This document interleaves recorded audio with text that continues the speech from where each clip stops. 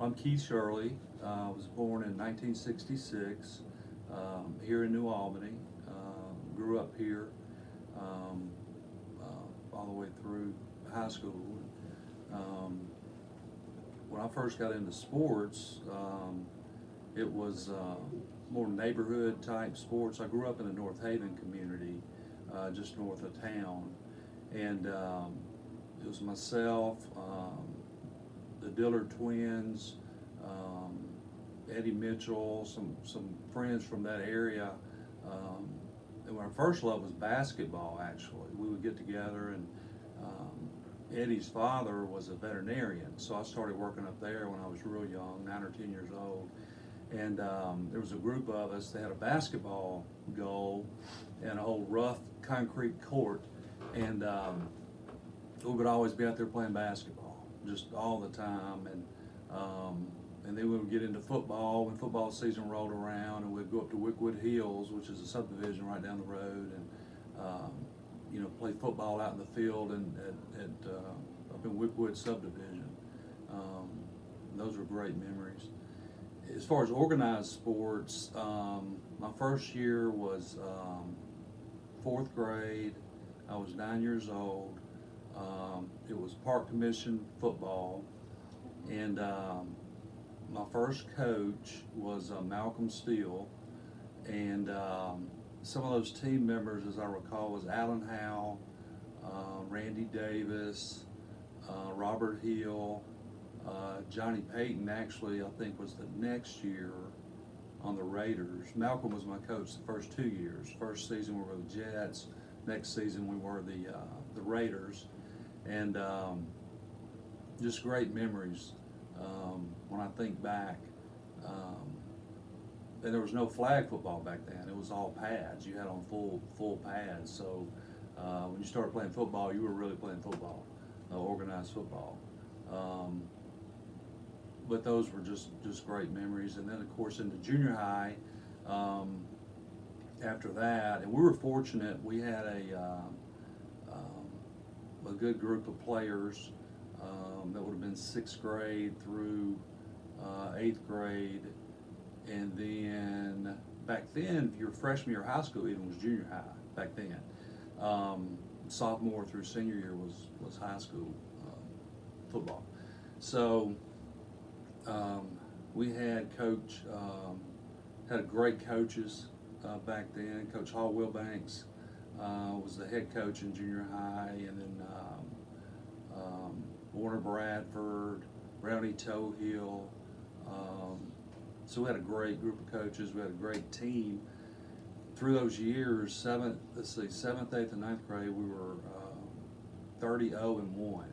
We had one tie, and that was Corinth, Mississippi. And I know this because a friend of mine who I played against, I see at Pickwick all the time. Michael McFall, he was on Corinth's team, and so we played to a 0-0 tie with Corinth, and then the coaches got together later on in the season to have a rematch, and we played, and then we beat them in that game. So, but we were real successful in junior high, and then into high school, the same thing. I was blessed my whole football career to have wonderful coaches. High school, Coach Ben Jones was our coach there. Coach David Wilkerson was assistant coach. Coach Cressup, prior to Coach Wilkerson, was our assistant coach. Coach Merritt, Robert Merritt, was an assistant coach back then. But we were very successful in high school as well. Our junior year, which would have been the 82 season, we were state runner-up. And then our senior year, we missed state. We lost to Ripley, at Ripley, 14-9, as I recall. And so we got knocked out of state, but we went on to Magnolia Bowl in Columbus, Mississippi, and won that. So we were 10-1 my senior year. So, water break. You went to state? Y'all got to state? My junior year, Junior year. we did. Yeah, we were North half champs. We won district, and then won North half, and then went to state.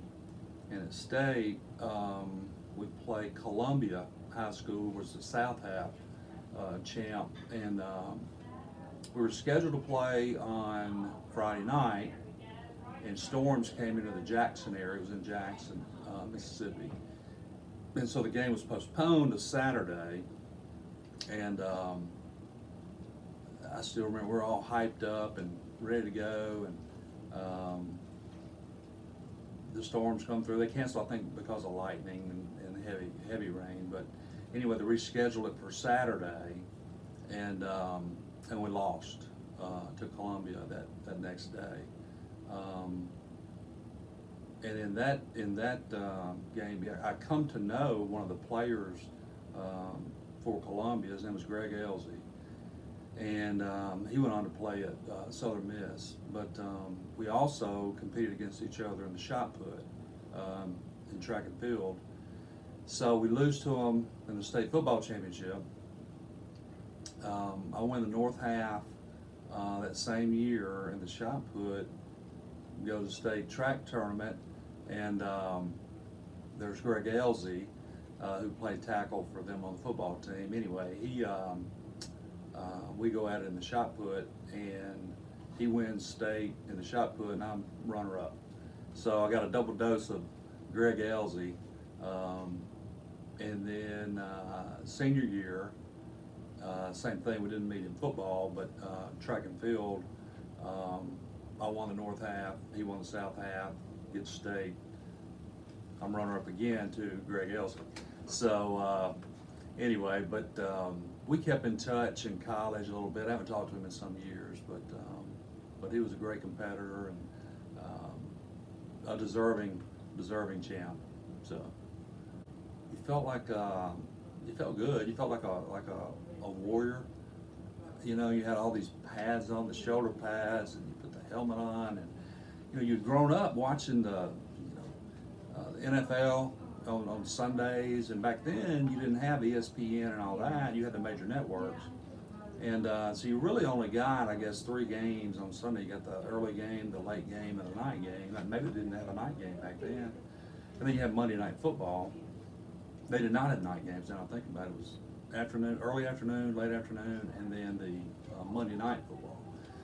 So as young kids, you know, we loved it. You know, we were watching the football players and idolizing them, and then when it came time when we could actually play, to put that gear on, that was a great feeling. You know, early, I was always big for my size, so I was a lineman from the beginning. But yeah, I would say warrior. You had that warrior feeling to it, and then you learned as I remember being. It was hard to run. I remember that. You know, the clanky clank of the shoulder pads, and you know, you had all the thigh pads, knee pads in, and it was real awkward at first, but you come to get accustomed to it. And then back then you wore the strap-on hip pads, tail pad, which was really awkward. And then as we progressed, you know, up into junior high and high school, and then on into college, you didn't even wear. I guess we wore hip pads in high school, but no tail pad. And then in college, many times even no hip pads. So it was more, and the pads were smaller. So, yeah, those were great. Those are great memories, thinking back to the New Albany Park and Recreation League football days. When you were that age, or even younger, do you remember going to high school football games? I do. Did you go to every football game?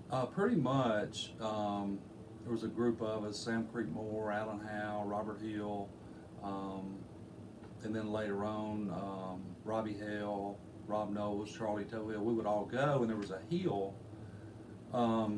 It's still there. It's to the as you go in the entry gate, where it is now. To the right, there was a hill there, just on the side of the bank there, where you go up and over to go down Killer Hill. We just call it Killer Hill, and the concession stand was to the right, and that was the home side back then. It was on the right side, so there wasn't much watching the game itself. We were usually had a Nerf football or those little mini New Albany Bulldog footballs, and we were playing on the side of that hill, tackle football. We'd go home with torn shirts and all that, but yeah, we were there. We were there. Do you remember any of the football players that were in high school at that time? Glenn Howe, he actually, for a short period of time, Miss Ann, his mother, and he and Alan were neighbors of ours in North Haven for a short period of time. So I got to know, of course, Alan and I went to school together and spent the night parties and all that stuff through the years. And so yeah, Glenn, I guess I always kind of idolized Glenn. He was, I think he graduated 77, he was about 7 or 8 years older, I think, than I was. So yeah, I always looked up to Glenn, yeah, literally. I actually grew up, a lot of people find it hard to believe, because back then, like I said earlier, you had the early game, the late afternoon game, and the Monday night game. Well, the late afternoon game was always a West Coast team. And my team, I would have been, I think 76 was when they won the Super Bowl. I believe that's right. I would have been about 10, so 5th grade-ish, 4th, 5th grade. The Oakland Raiders, John Madden's team, that was, to this day, that was one of my all-time favorite teams. Ken Stabler, Dave Casper, Blitnikoff, Cliff Branch, Otis Sistrunk, Art Shell. I mean, I could almost name the whole team. And those were my heroes back then, in the early and mid '70s. And I couldn't wait. And they were successful, so they were always on TV. So yeah, I would say the Madden Oakland Raiders were my team. Why did you like them so much? I would say I love the helmet. I love the silver and black.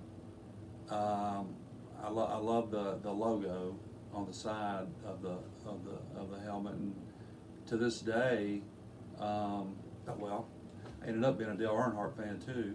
So black's kind of my car. I drive a black. I'm on my 4th black Tahoe. I don't know, the silver and black. It's just. I just grew up. It just kind of was in me. I like the way they played. They played hard-nosed, aggressive style, no nonsense kind of thing. Good hard defense, and I just always admired that. Yes, we weren't all on that. They weren't all on my same team, but yeah, Sam Creekmore, best friend all through school. Was still one of my good friends. I think he was the Dolphins. He was on the Dolphins back then, and then yeah, it was. We were Jets, Raiders, 4th and 5th grade. I remember Sam was Dolphins. I don't remember his other. He may have been Dolphins 2 years. I don't recall, but yeah, some of those others: Rob Nobles, Robbie Hale, Randy Davis. Johnny was, I think, a year younger than we were, but Johnny Payton, he was a very good athlete. He played football. He was on, I think, my Raiders team. But yeah, that nucleus of players. Alan Howe was on both my Jets and Raiders, and so yeah, we stuck together all through high school. I guess that happens in a lot of communities, but maybe that's why we were so successful. We were played together all those years, either against each other or with each other. But and then, thinking back, there was a player for Pontotoc, Lance Reeder. We ended up getting to know each other. We played against each other. He was a lineman, and big guy, and but yeah, we stayed in touch. I haven't talked to him in some time, but that's probably been 10 years ago or so. He just called me out of the blue one day. But yeah, it's funny how you make friends, and even enemies become friends, I guess. Coach Wilbanks, he was a disciplinarian. He actually gave me my first paddling as a history teacher. He was our history teacher. I guess it would have been 7th grade. I think he was tougher. Excuse me. I think he was tougher on the players more than he was a normal student, because he expected more. But I would say he was a disciplinarian, but he was firm but fair. And he was an old lineman as well, but tough, very tough. But I always respected that. I think I needed that, as do most young people. You need discipline. You need that the grind, if you will. You need to. I think that's good. It was good for me. I think it establishes a good work ethic. You have to earn everything, and I think that's good. And to be taught that at a young age, I think is very, very important. I think a lot of these coaches, like a Coach Wilbanks, Coach Jones, they're really, they become like a second father if you have a father, and if you don't, if a young man doesn't, then they become a father figure in many ways, and I think that's important, and I think that's good, and I admire them for what they do. So elementary school, I walked to my grandmother's house. I went to Maddie Thompson Elementary School, and she and my papa Shirley lived on 4th Street, which it would be north of the Maddie Thompson School, or the old Maddie Thompson School. And so I would walk there, and then junior high, I would have ridden the bus for maybe the first 2 years. And then my dad was a used car dealer, and so I would drive, well, I guess a motorcycle first. I had a motorcycle, I drove that back and forth. And then 8th and 9th grade, sometimes I would drive whatever car he would let me drive. So I drove early. You drove a motorcycle from Highway 15 North I did, to middle school. yes. Yes. Were you the only kid who drove a motorcycle to school? No. Frankie Dunn used to ride. He lived in Wickwood Hills. He would ride. Yeah. Frankie we would ride. Yeah, and then the Dillard twins. I think they rode to school. They had 2 matching motorcycles. Gold. They were gold. Mine was red. Theirs were gold. And yeah, they were did. What kind of motorcycle was it? Mine was I had 2. The first one was a Kawasaki 100. It was red with chrome fenders. And then my second one was a Honda 350 street bike. Miss Aldridge, she was a teacher of mine, Shirley Aldridge. And Mike Beam, Mr. Beam, a lot of teachers. I remember even up into high school, of course, Miss Brassfield was one of the biggest cheerleaders we ever had. She was our English teacher. She was always big into school spirit. Mr. Browning, for sure.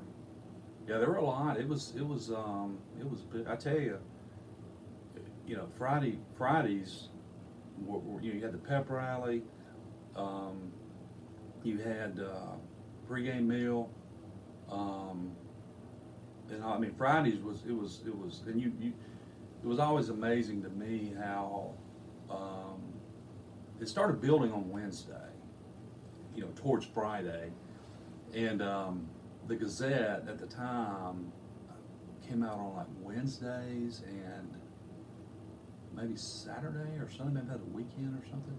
Anyway, we go to Speedy Mart and get the Wednesday paper, and they would have the, the past football week's results, pictures, all that stuff, and the upcoming stuff and all that. And things would start building towards the next Friday night, and it wasn't just the players, the cheerleaders, the other students. It was the whole town, the whole community. I mean, everybody going down Bankhead and all the stores. They had the football schedule, up in the storefronts, and any local restaurants, the same thing. It was all about Friday night, and I think it's still true today. You hear about Texas high school football, Florida. I always thought Mississippi had big high school football, and still does. Of course, Alabama, same thing. But I think it's more of a southern thing. Not that northern states don't have real big high school football, because they do.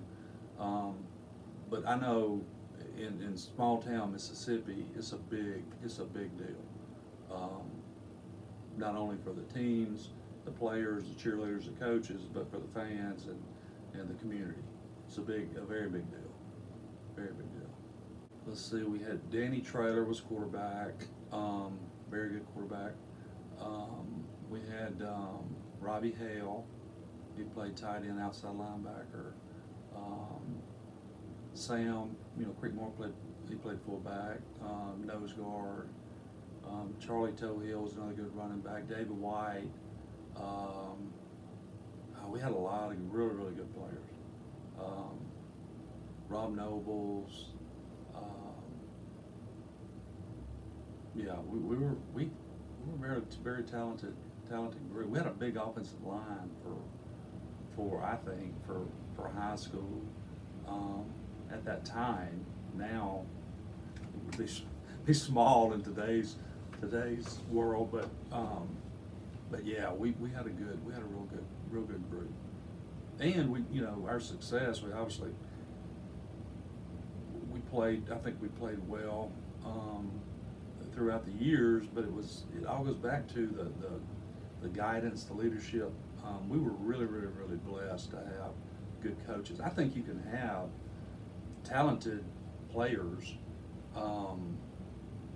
but you've got to have someone at the helm who can get all that talent on the same page and playing together. Because it's not like golf or boxing or wrestling. It's not just you. It's you and football, 10 others, and everybody has to do their job, and if you don't, then that play doesn't succeed, and you have a lot like that, then you lose.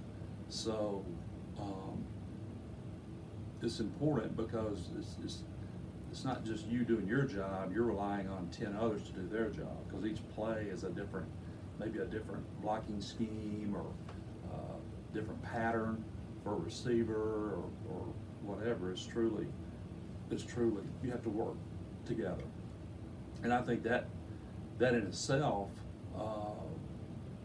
is automatic peer pressure, and I think that's good. I think that keeps you on your toes, keeps you alert, keeps your head in the game, and when you realize that you've got others dependent on you, then I think it just increases the stakes, and you don't want to fail. Oh wow, he was one of the greatest football minds at any level that I played, that I've ever known. He was a very good motivator of people. He was disciplinarian, but he went about it a little bit differently. His was more mental than physical. We were always prepared. We watched film every day. We would come in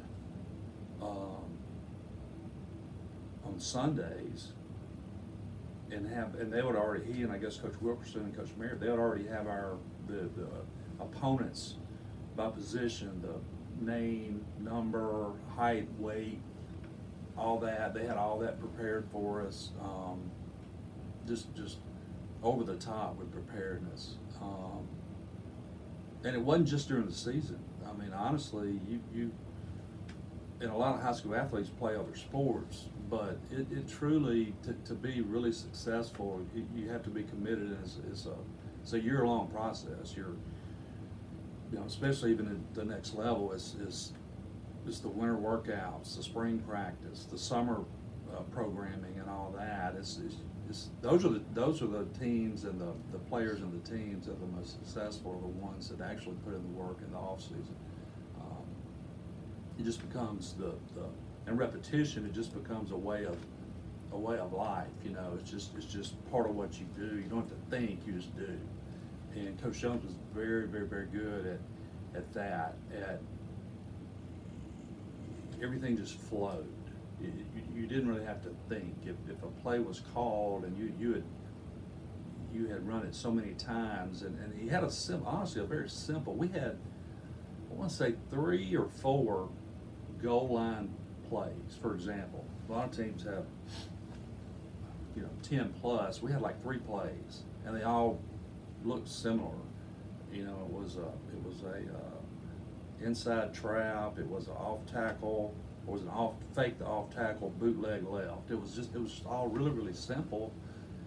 So we were really good at executing it, and the competition couldn't really stop it. And so I think just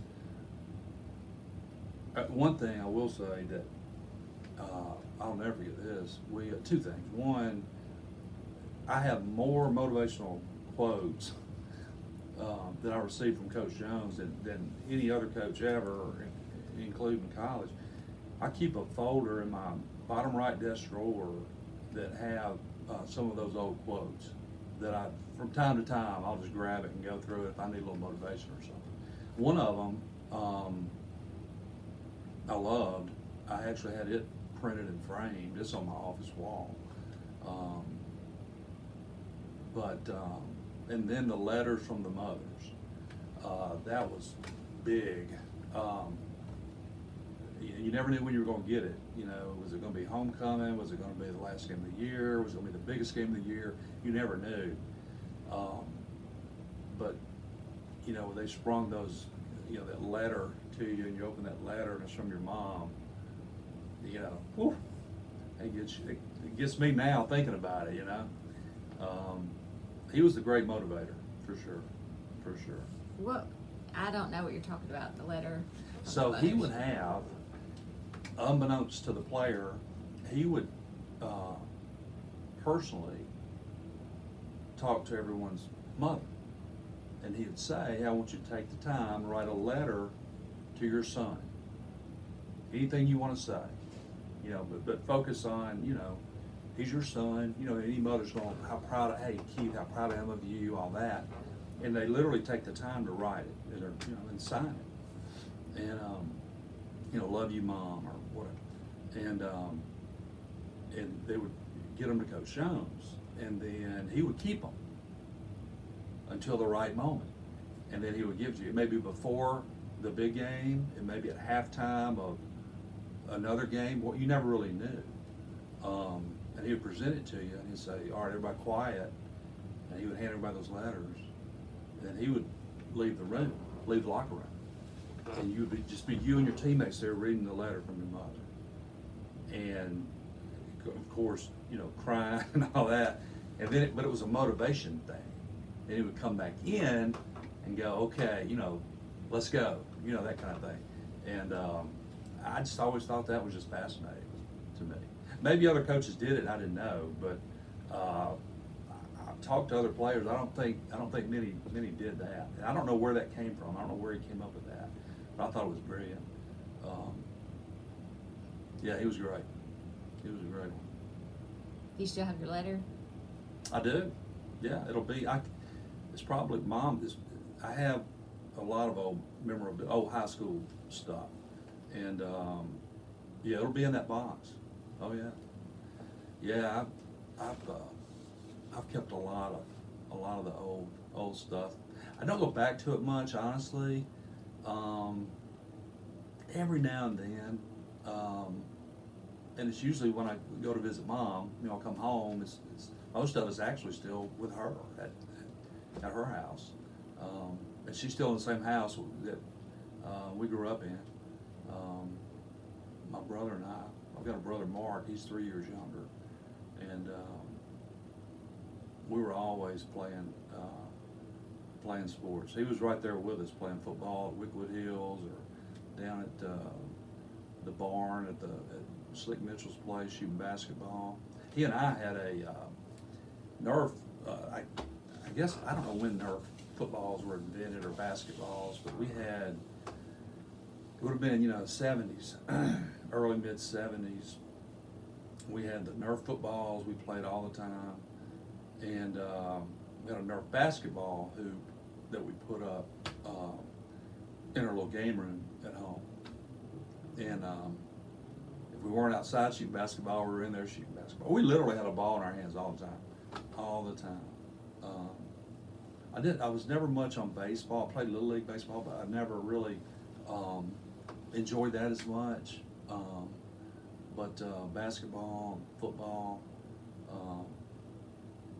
track, I love getting in the shot. Shot put thing just kind of happened. It was Coach Ivy was the track coach, Wade Ivy, and we were working out, the winter workouts or whatever. But he just approached me one time and said, "Hey, have you ever thrown a shot put?" Actually, it was not. I take that back. It was before that. It was Coach Wilbanks.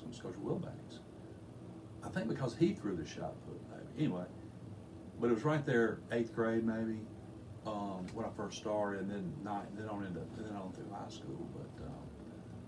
But yeah, we were year round. I stopped playing basketball 8th grade year. I enjoyed it, loved basketball, and I actually had, you mentioned Ingomar earlier, my first basketball coaches were Mark Buskirk and James Green, who played for Ingomar. And I don't remember the name of our team. We had blue jerseys. It was Park Commission, New Albany Park Commission. We played at BF4 Gym, and it was they were my coach, Mark Buskirk and James Green. My mother went to Ingomar too. But yeah, I think those guys, I think they won a Grand Slam, I believe, in men's basketball back in the day. But I stopped playing 8th grade and just focused on football. My body was changing a lot too.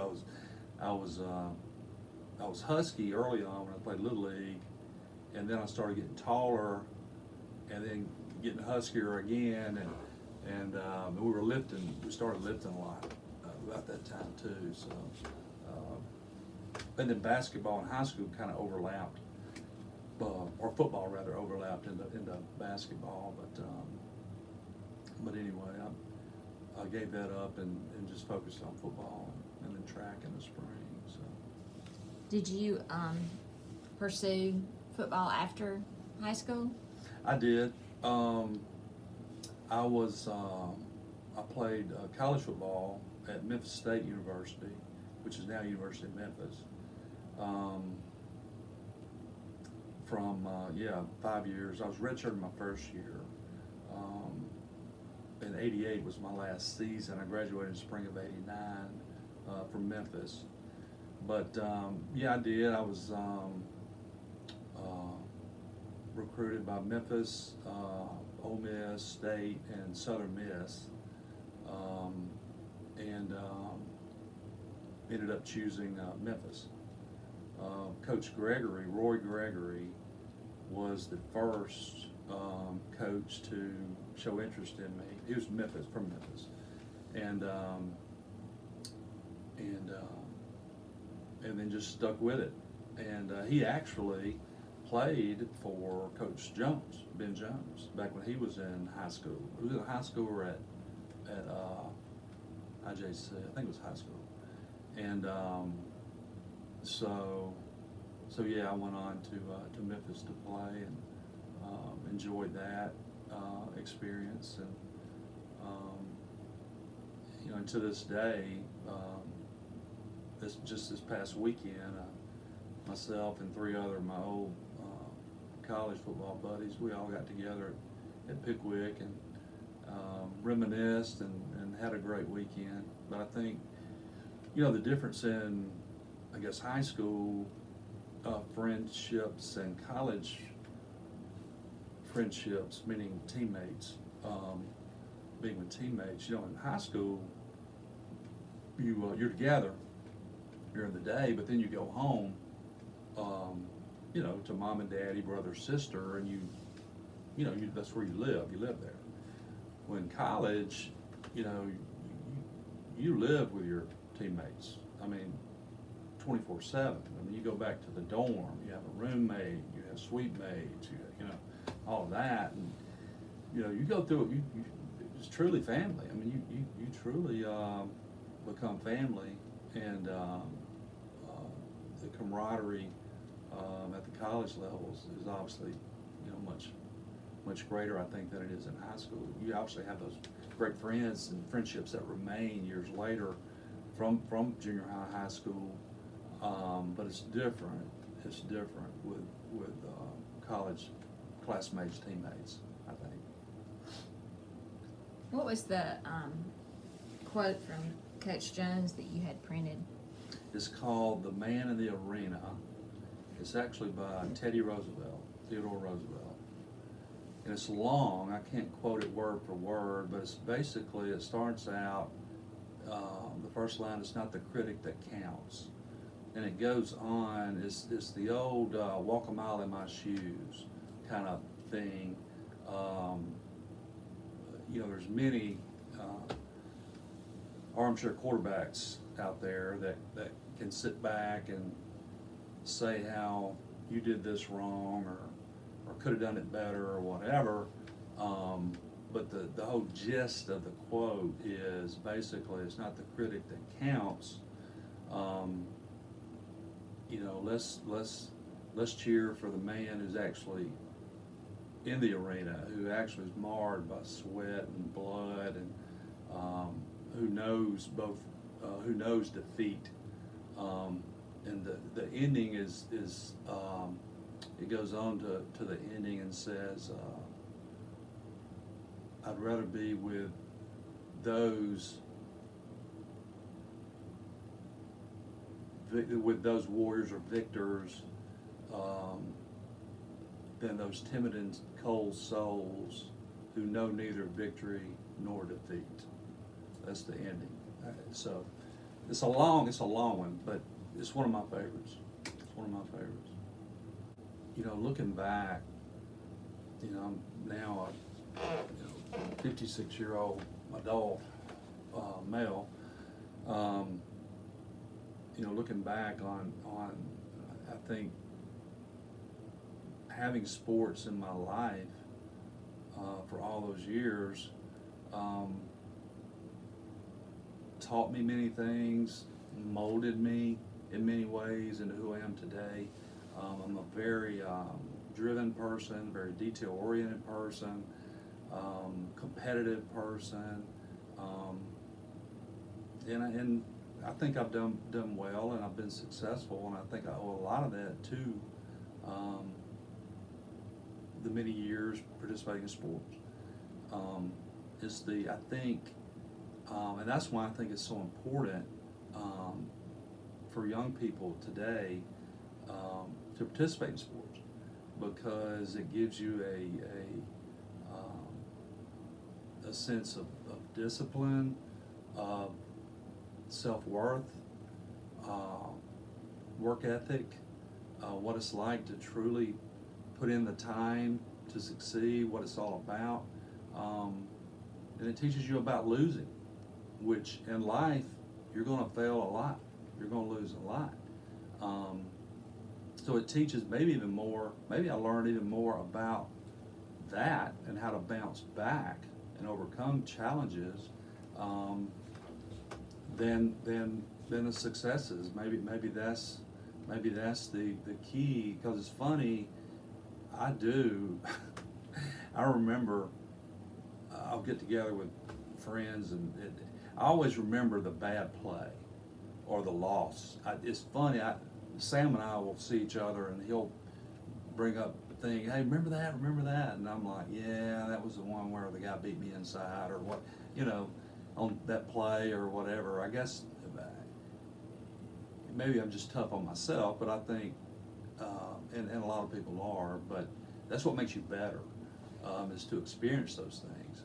And had I not had the opportunity to play sports, then I don't think I would be who I am today. So, also, had it not been for sports, I will say this: I don't know what would have become of Keith Shirley. Sports ended up being an opportunity for me to go on and obtain a college education. I don't know. You never know, but hindsight's 20/20. But I do know. I'm thankful that I was able to play sports and do well and succeed at that, and then that afforded me an opportunity to then go and